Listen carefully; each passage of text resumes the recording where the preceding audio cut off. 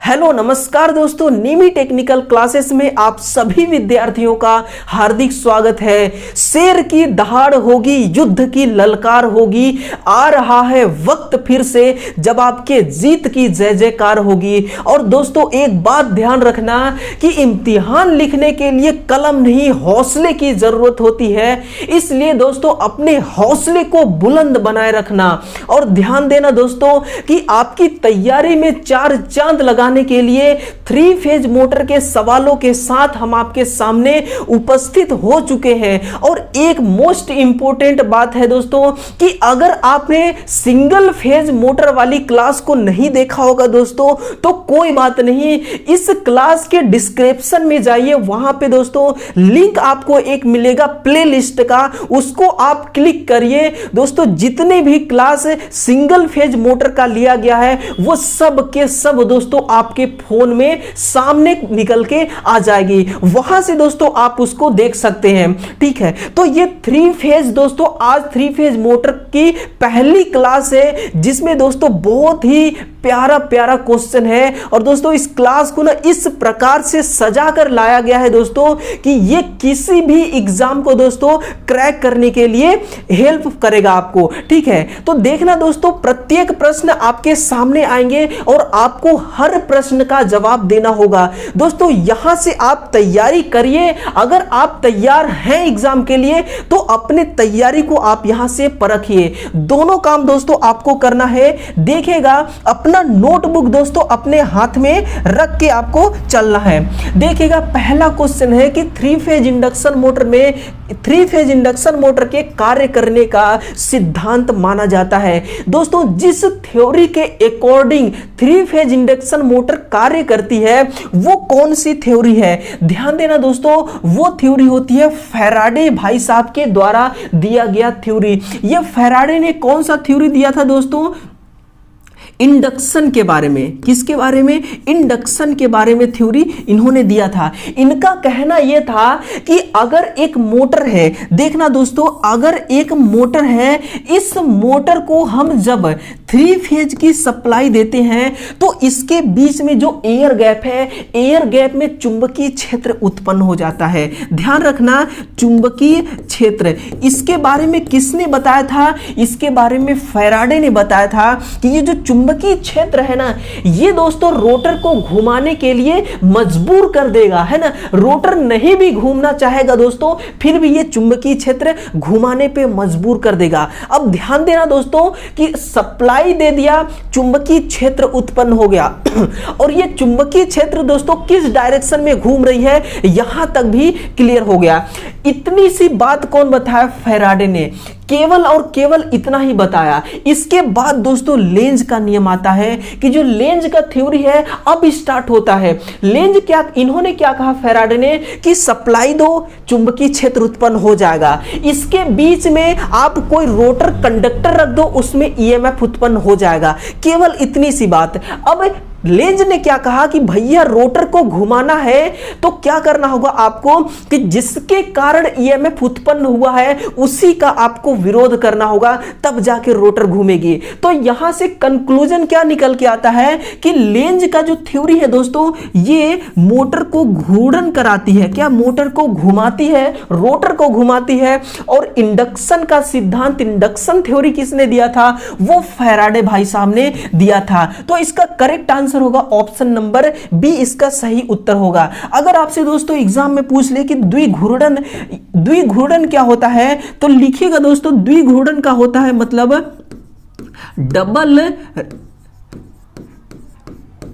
Double revolving field theory. Double revolving field theory ये होता है। द्विघूर्णन सिद्धांत लागू कहां पे होता है तो लिखना दोस्तों ये लागू होती है सिंगल फेज मोटर में। कहां पे? ये सिंगल फेज की जो मोटरें होती है ना केवल और केवल दोस्तों वही लागू होती है। ये थ्री फेज मोटर में नहीं लागू होती, ठीक है ना। अगर इसके अलावा आपसे पूछे कि बिंदु आवेश कहां पे लागू होता है, तो नोट करना ये दोस्तों, ये गॉस प्रमेय में, कहां पे, ये गॉस के नियम में दोस्तों, वहां पे जो थ्योरी बनाई गई है गॉस के द्वारा, वहां पे बिंदु आवेश लागू होता है। ऑप्शन नंबर बी आपका करेक्ट आंसर हो जाएगा। दोस्तों इस क्लास को एक ही काम करना है आपको कि अधिक से अधिक शेयर करना है। आपसे दोस्तों विनम्र भाव से दोस्तों, दिल से आपको बस एक ही प्रार्थना है आपसे कि इस क्लास को अधिक से अधिक शेयर करें, अधिक से अधिक स्टूडेंट्स तक पहुंचाने की जिम्मेदारी दोस्तों ये आपकी बनती है, ठीक है। देखिएगा सेकेंड नंबर का क्वेश्चन है कि थ्री फेज इंडक्शन मोटर में जो प्रारंभ में है ना, प्रारंभ के समय स्लिप का मान कितना होता है। मोस्ट इंपोर्टेंट क्वेश्चन दोस्तों, आप इसको डबल स्टार लगा के रखिए कि थ्री फेज इंडक्शन मोटर का प्रारंभ में स्लिप का मान क्या होता है। ध्यान देना दोस्तों, स्लिप क्या होती है उसको पहले देखते हैं। ये है मोटर का रोटर और बाहर वाली ये क्या है, ये स्टेटर है। देखिए जब मोटर को हम सप्लाई देते हैं तो चुंबकीय क्षेत्र तो उत्पन्न हो जाती है, लेकिन रोटर दोस्तों अभी भी खड़ी है। किस पोजीशन में खड़ी है, इस पोजीशन को नाम क्या कहते हैं, तो दोस्तों इस पोजीशन को कहते हैं stand still position, stand steel position, है ना। कभी एग्जाम में आपको ये पूछ ले कि रोटर किस पोजीशन में खड़ा रहता है, तो आप लिखना स्टैंड स्टील पोजीशन। एग्जाम में दोस्तों आपको कंफ्यूज किया जा सकता है, इसलिए लिखना कि स्थिर अवस्था, स्थिर अवस्था में खड़ी रहती है ना दोस्तों। दोनों का मतलब सेम है, ठीक है। तो रोटर अभी कौन सी अवस्था में है, बिल्कुल स्थिर अवस्था में है।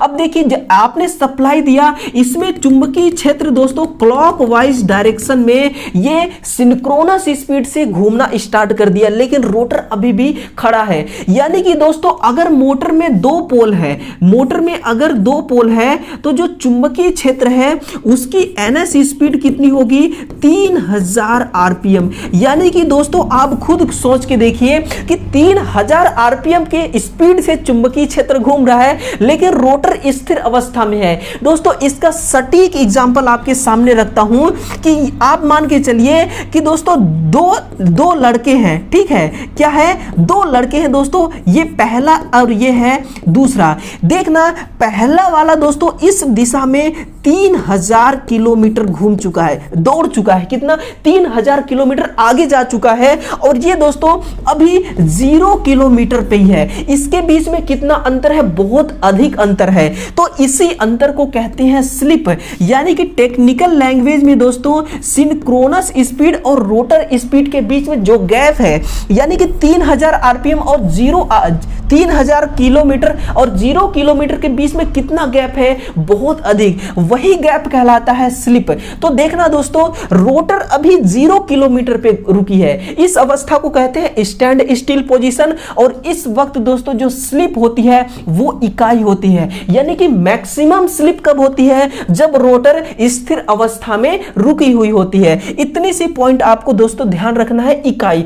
अगर आपसे पूछे कि शून्य कब होगी स्लिप, तो ध्यान देना दोस्तों, शून्य अगर हो गई ना, यानी कि रोटर और ये हमारे चुंबकीय क्षेत्र दोनों अगर 3000 आरपीएम की स्पीड से घूमने लग गई ना दोस्तों, तो दिक्कत हो जाएगी। क्योंकि जो इसके रोटर में जो वाइंडिंग है, उस वाइंडिंग में दोस्तों अगर ये चुंबकीय क्षेत्र की स्पीड से घूमने लगा, तो उस वाइंडिंग में जो ईएमएफ उत्पन्न हुआ है, क्या ईएमएफ, ये ईएमएफ क्या है दोस्तों, इलेक्ट्रोमैग्नेटिक फोर्स। ये ईएमएफ क्या हो जाएगी, शून्य हो जाएगी। और इसके शून्य होने से जो टॉर्क है ना, जो टॉर्क का मान है वो भी दोस्तों शून्य हो जाएगा। और टॉर्क ही है जो रोटर को घुमाती है। अब दोस्तों जब टॉर्क ही खत्म हो जाएगी तो रोटर क्या करेगी, वहीं पे खड़ी रहेगी, ठीक है ना। इसलिए दोस्तों कभी भी बराबर नहीं होता। अगर बराबर हो गया तो स्लिप, अगर दोस्तों स्लिप शून्य हो गई तो रोटर पुनः स्थिर अवस्था में आ जाएगी, ठीक है ना। और निम्न कब होती है, जब सिंक्रोनस स्पीड के आसपास पहुंच जाती है रोटर स्पीड, उस वक्त दोस्तों बहुत ही कम स्लिप होती है। क्लियर, तो ध्यान दीजिएगा, इसका ऑप्शन नंबर 1 करेक्ट आंसर है। नेक्स्ट देखिएगा कि थ्री फेज प्रेरण मोटर मोटर में उत्पन्न टॉर्क इनमें से किस राशि के समानुपाती होती है? अब देखना दोस्तों, बहुत ही महत्वपूर्ण सवाल क्वेश्चन है कि जो 3 फेज मोटर है इसमें जो टॉर्क उत्पन्न होता है एयर गैप में एमएमएफ के रूप में, है ना, एमएमएफ के रूप में। एमएमएफ का पूरा नाम होता है magneto motive force. Magneto motive force, force का मतलब हो दोस्तों बल। क्या बल? कौन सी बल? घुमाव बल, घुमाव बल। और मोटिव का मतलब होता है गति, मैग्नेटिक का मतलब होता है चुंबकीय। यानी कि दोस्तों चुंबकीय गति, चुंबकीय घुमाव बल कौन सी बल है? चुंबकीय घुमाव बल है, जो रोटर पे आरोपित होता है और रोटर को मजबूर करता है घूमने से, ठीक है ना। ये होता है दोस्तों एमएमएफ। तो इसी एमएमएफ में जो टॉर्क उत्पन्न हो रहा है वो किस पे डिपेंड है? वो दोस्तों सप्लाई वोल्टेज के वर्ग के समानुपाती होती है। इतनी सी बात आपको ध्यान रखना है। यानी कि दोस्तों जो टॉर्क टी है ये वोल्टेज के वर्ग के समानुपाती। कौन सी वोल्टेज? तो आप लिखना ये सप्लाई वोल्टेज, है ना, ये सप्लाई वोल्टेज के वर्ग के समानुपाती। क्लियर? तो ये है दोस्तों इसका correct answer option number B. अब देखिएगा सप्लाई फ्रीक्वेंसी, ये सप्लाई फ्रीक्वेंसी दोस्तों बराबर होती है जब रोटर स्टैंड स्टिल पोजीशन में होती है। यानी कि जब रोटर रुकी हुई होती है तो उस रोटर में जो ईएमएफ उत्पन्न हुआ है उस ईएमएफ में जो फ्रीक्वेंसी होगी वो सप्लाई फ्रीक्वेंसी के बराबर होगी। क्लियर है? इसका करेक्ट आंसर है option number C. Next question है कि इंडक्शन मोटर किस परिस्थिति में अधिकतम टॉर्क उत्पन्न करती है? अब देखिएगा दोस्तों कौन सी वो परिस्थिति है जिसमें मैक्सिमम टॉर्क उत्पन्न करती है। एक ही अपने दिमाग में फॉर्मूला सेट कर लीजिए कि R2 बराबर X2। जब R2 और X2 एक बराबर हो जाएंगे तब मोटर दोस्तों मैक्सिमम टॉर्क उत्पन्न करेगी, है ना। ध्यान दीजिए R2 क्या है? ये रोटर का प्रतिरोध है। रोटर का ये क्या है? ये रोटर का प्रतिरोध है। ध्यान रखना जो स्टेटर का प्रतिरोध होता है ना, जो स्टेटर की दोस्तों प्रतिरोध होती है उसको हम R1 से डिनोट करते हैं। किससे? R1 से। और रोटर के प्रतिरोध को R2 से। X2 क्या है दोस्तों? ये प्रतिघात है। ये क्या है? ये प्रतिघात है, ठीक ना, प्रतिघात है। अगर ये दोनों आपस में बराबर हो गए, ऑप्शन नंबर दोस्तों सी करेक्ट आंसर होगा कि रोटर का प्रतिघात और रोटर का प्रतिरोध बराबर हो जाए तो मैक्सिमम टॉर्क उत्पन्न होगी, ठीक है ना। ये इसका करेक्ट आंसर है। अगला क्वेश्चन देखिए दोस्तों, आपको दोस्तों साथ ही साथ इस क्लास को शेयर भी करते रहना है। और क्लास को दोस्तों अगर आपको वाकई में ये क्लास को सिखा पा रही है ना तो दोस्तों आप इसको लाइक जरूर करें। बिना लाइक करे आप नहीं जाना है आपको। अगला क्वेश्चन देखिएगा कि इंडक्शन मोटर के रोटर का स्पीड सिंक्रोनस स्पीड के 7वें हिस्से तक कम होना कौन सा प्रभाव कहलाता है? बहुत ही मोस्ट इंपोर्टेंट पॉइंट है दोस्तों, पॉइंट है। आप इसको देखिएगा कि जो इंडक्शन मोटर है, ध्यान दीजिएगा दोस्तों, मैं आपको पूरा समझाने की अपना दोस्तों हर प्रयास करूंगा। ये है आर फेस, वाई फेस और ये है बी फेस, है ना, R phase, Y phase, B phase. Supply दे दिया आपने, इसमें चुंबकीय क्षेत्र दोस्तों उत्पन्न हो गया। ये चुंबकीय क्षेत्र कितने स्पीड से घूम रही है? ये घूम रही है दोस्तों 120 F बटा P के स्पीड से, है ना, 120 बटा F P के स्पीड से। 120 क्या है? ध्यान देना दोस्तों, ये जो आर फेज, वाई फेज और बी फेज है, इन तीनों फेजों में जो 120 डिग्री का इलेक्ट्रिकल अंतर है वही है दोस्तों ये हमारी 120। और F क्या है? Supply frequency. नोट करना, ये है दोस्तों सप्लाई फ्रीक्वेंसी, है ना, जिसको सप्लाई आवृत्ति कही जाती है। और P क्या होती है? ये होती है हमारी पोल की, मोटर कितने पोल की है। तो सिंक्रोनस स्पीड से ये घूमना स्टार्ट कर देती है। क्लियर है? तो दोस्तों अगर ये जो आपने सप्लाई दिया है एसी सप्लाई, अगर ये प्योर साइनसोइडल वेव फॉर्म, यानी कि इसका जो वेव फॉर्म होती है ये इस आकार की होती है, अगर pure sinusoidal wave form supply नहीं है तो दोस्तों इसमें से क्या उत्पन्न हो जाएगा? हार्मोनिक्स। क्या होगा, ये हार्मोनिक्स। ये दोस्तों हार्मोनिक्स कौन सा प्रभाव डालते हैं, ये क्राउलिंग प्रभाव। क्या, इस प्रभाव को क्या कहते हैं, क्राउलिंग। अब समझना दोस्तों, हार्मोनिक्स यही है जो क्राउलिंग का कारण बनती है, और ये क्राउलिंग क्या करता है, मोटर के सिंक्रोनस स्पीड को, यानी कि अगर ये 2 पोल का मोटर है दोस्तों, तो 3000 आरपीएम से 3000 आरपीएम से जो चुंबकीय क्षेत्र इसमें घूम रही है, ये चुंबकीय क्षेत्र 7वें हिस्से तक कम हो जाएगी। यानी कि आप देखिए, अगर 3000 को दोस्तों आप 7 से डिवाइड करेंगे तो 428 आरपीएम आएगा। यानी कि पहले 3000 आरपीएम, अब घट के 428 आरपीएम। इसका मतलब दोस्तों, अगर ध्यान दीजिए, अगर राजा ही दोस्तों कमजोर हो गया ना, तो प्रजा तो अपने आप कमजोर हो जाएगी। इस मोटर का सबसे अहम क्वांटिटी क्या है, वो है दोस्तों चुंबकीय क्षेत्र। अगर चुंबकीय क्षेत्र कितना दोस्तों डाउन हो गया, तो ये कितना रोटर में ईएमएफ उत्पन्न करेगा, और टॉर्क कितना उत्पन्न करेगा, बहुत कम टॉर्क उत्पन्न करेगा। अगर मोटर को दोस्तों, मोटर के रोटर को आपने कस के पकड़ लिया ना, तो रोटर दोस्तों घूम ही नहीं पाएगा, इतना उसकी स्पीड डाउन हो जाती है। तो इसको क्या कहते हैं, हम क्राउलिंग कहते हैं। अब सुनना मेरी बात को, इंचिंग इसको कहते हैं। आपने देखा होगा स्टार्टर में दोस्तों, स्टार्टर को हम दबाते हैं तो स्टार्टर कंटिन्यू ऑन हो जाती है, मोटर को चलाना स्टार्ट कर दी है। लेकिन इंचिंग में ऐसा नहीं होता है। इंचिंग में क्या होता है कि आप बटन को दबाते हैं, मोटर चल जाती है, बटन को छोड़ते ही दोस्तों मोटर रुक जाती है। यानी कि रुक रुक कर चलना, नोट करना इसको दोस्तों कि रुक रुक कर चलना। रुक रुक कर चलना किसको कहते हैं, ये इंचिंग को कहा जाता है, रुक रुक कर चलना। और कॉगिंग का मतलब क्या होता है, देखना दोस्तों, जो हमारी रोटर है और जो हमारी स्टेटर है, यानी कि ये किसका पोल है, ये पोल है दोस्तों स्टेटर का, ये स्टेटर का पोल है, और ये है रोटर पोल, है ना। ये इसका एन पोल है, ये इसका एस पोल है। अगर ये ना दोस्तों आमने सामने आ गए, तो ये चुंबकीय रूप से क्या हो जाएगा, ये चुंबकीय रूप से दोस्तों लॉक हो जाएगा। क्या होगा, चुंबकीय रूप से लॉक हो जाएगा, और यही प्रभाव कहलाता है कॉगिंग। क्लियर है। नेक्स्ट क्वेश्चन देखिएगा, question number 6, 3 phase squirrel cage induction motor का रोटर कैसा होता है। ये दोस्तों होता है पिंजरा प्रारूपी। कैसा होता है, जिस प्रकार से गिलहरी का दोस्तों घोंसला होता है ना, गिलहरी का सॉरी घर होती है ना, उसी प्रकार से दोस्तों जाली नुमा होता है ये हमारी 3 फेज मोटर का जो पिंजरा रूपी रोटर होती है। इतनी सी पॉइंट आपको ध्यान रखना है। क्लियर दोस्तों, लाइट भी शायद जाने वाली है। देखिएगा नेक्स्ट क्वेश्चन है कि डबल केज रोटर की दोनों परतें आपस में किस क्रम में जुड़ी होती हैं। ध्यान देना दोस्तों, जो इसकी डबल केज रोटर होती है ना, ये आपस में समांतर क्रम में, कैसा, समांतर क्रम में। यानी कि दोस्तों इसमें डबल लेयर होती है, एक लेयर नीचे, एक लेयर होती है ऊपर। देखना ऊपर वाली जो लेयर होती है दोस्तों, ये बनी होती है ब्रॉस की, ब्रॉस को ही हम पीतल कहते हैं, है ना, ब्रॉस को क्या कहते हैं, पीतल।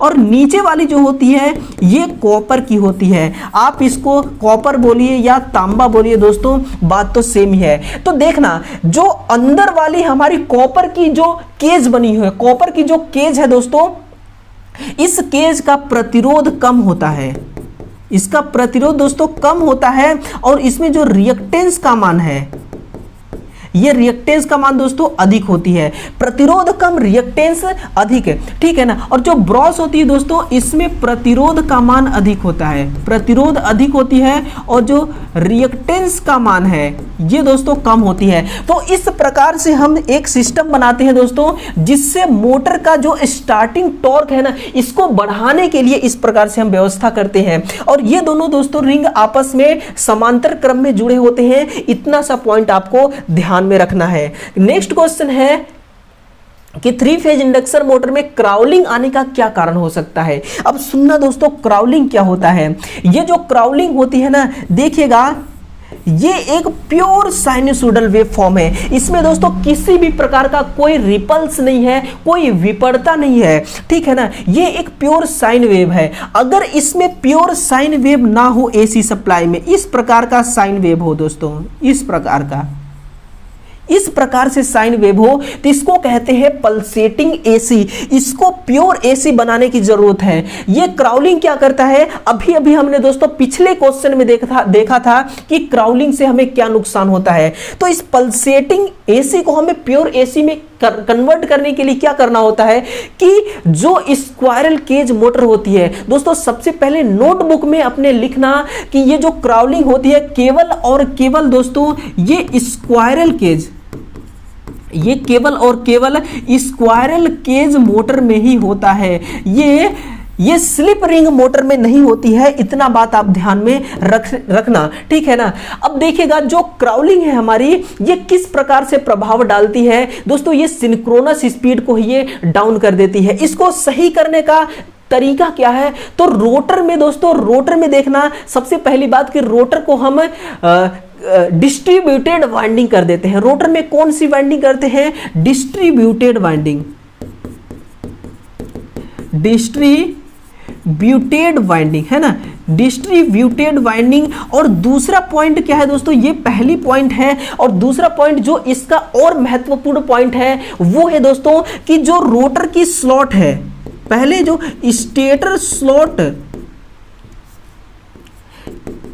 स्टेटर स्लॉट को दोस्तों बढ़ाकर और रोटर स्लॉट की